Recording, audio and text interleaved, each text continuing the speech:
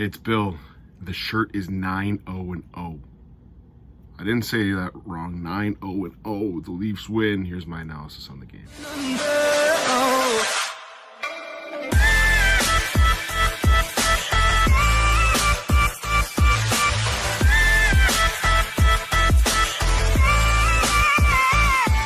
All right, let's start with this jersey. This beautiful jersey is now 9-0-0. 100% polyester. Made in Indonesia. The one that they did for the outdoor game is now 9-0-0. I'm going to take this analytical piece of data and walk into Cal Dubas's office and say, that shirt is the reason why you're winning. Well, the analytics say it's 9-0-0. Gotta be statistically significant. I can even get into your p-values when you do a hypothesis test. I've got this stuff. Cal, hire me. Anyways, let's get into the game. First of all, let's start off with the ceremony for Phaneuf. I mean, there's one thing, time heals, I guess, or time makes you forget. It was forced. I love how they brought out the kid. Like, there's no fans are going to boo a kid. So they do the little thing where he retired. I thought he retired 2 years ago. I might have missed the boat on that, but okay. When you don't get when you're a free agent and you don't get offered a contract in 2 years, I think the analysis is you've retired. Okay, so he was a Leafs captain. I mean, at the end of here's my thoughts on Phaneuf. He was an okay defenseman. He had he was an overrated defenseman. There's no doubt about that. He came in with a double D on, and first couple years in Calgary, he was considered for the Norris.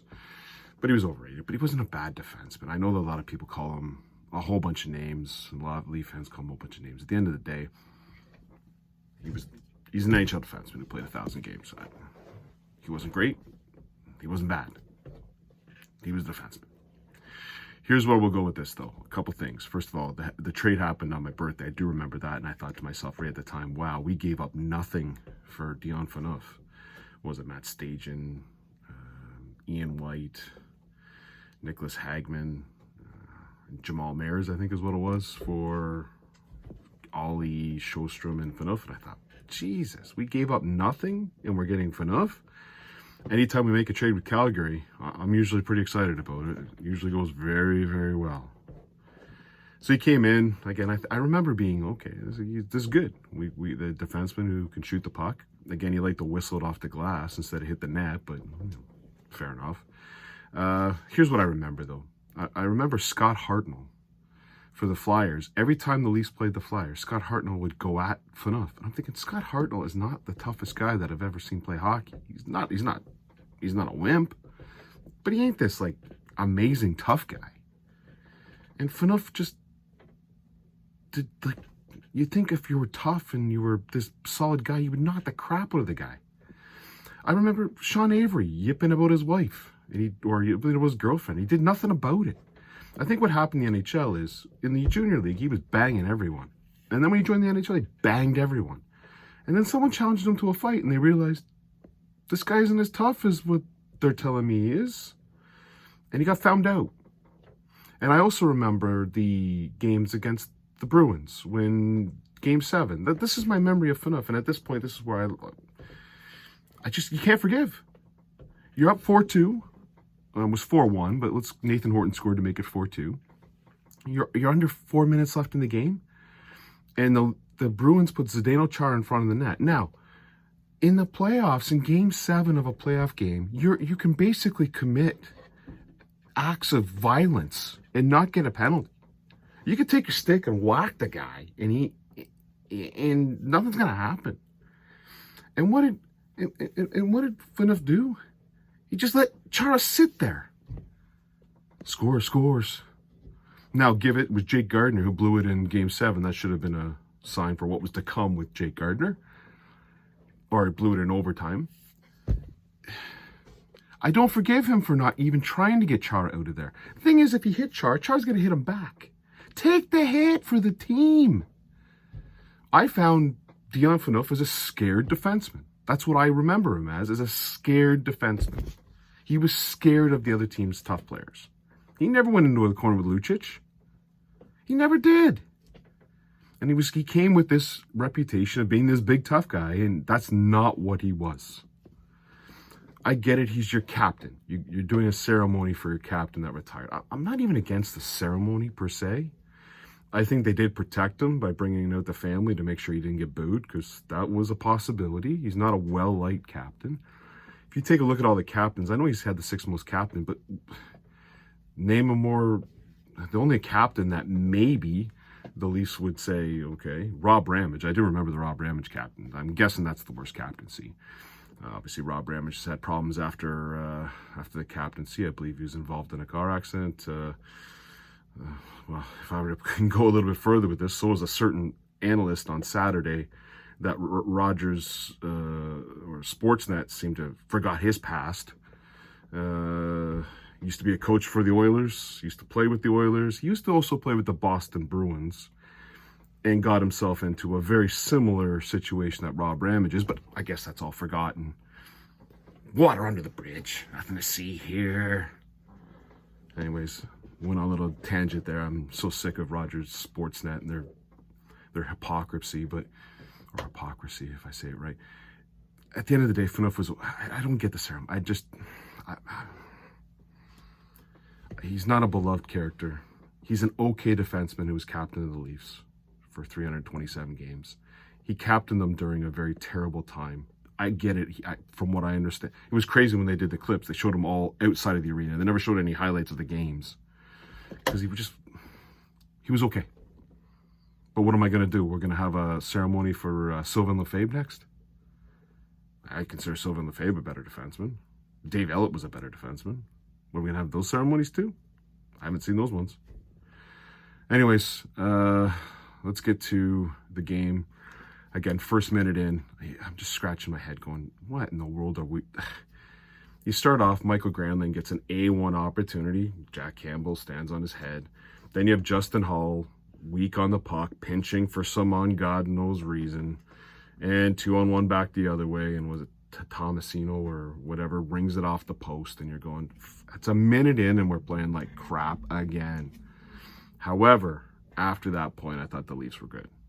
The Leafs played a really great game. I thought the third line was fantastic. Engvall, Camp, Cash, and then Kerfoot was on the line for a bit. They played well, really, really well. I thought even the first lines, other than Richie's dumb, like, guys, I don't know where you go with him, but they played well. Every time Nashville got an opportunity, there was a bloody 2-on-1. It was a breakdown or letting a guy walk to the net. The Leafs defense is just not good enough. Justin Hull and Jake Muzzin on the breakaway for Tomasino or whatever.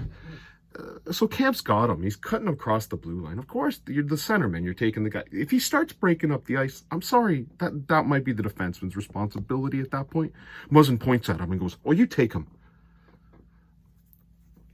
I'll cover the middle of the ice where no one is." That makes a lot of goddamn sense. I know, like in football, like when a linebacker goes flying by, the linebacker's got to go with him, right? Like the defensive back doesn't pick him up. Like, it's just stupid mistakes. This guy's a veteran. Honestly, every time Muzzin and Hull were on the ice, just watch the game. You tell me what I'm missing. This is not a dominant performance. They're terrible. You know, I know they bench Liljegren, but I'm sorry. The guy who needs the bench is Hull or Muzzin. Those are the two that are the worst. And they're our third and fourth defensemen. Just brutal. Anyways, at that point, you get a goal from Matthews that only Matthews can score. I'm sorry, name another player in the NHL who's going to pick up a pass and wrist it basically as a one-timer and beat the goalie getting across. And not just any goalie, Saros, who's like one of the most flexible goalies in the league. Amazing. And then I was thinking, oh, crap. He's making these big saves. Matthews off the post, the back. This time the backspin goes the other way. You kind of think, okay, we deserve that. But even on the next play, it looked like Martin put it in and hit the goal line and didn't go in. But you're just thinking, God, we only have a 1-0 lead. And again, we're giving up 2-on-1s and breakaways. One of those goes in, and this is a completely different game. So again, Jack Campbell, great game. And again, I thought the Leafs were dominant for most of it. There wasn't sustained pressure in the end by Nashville, but when they got chances, they're A1ers. Like, this defense is just not going to be capable.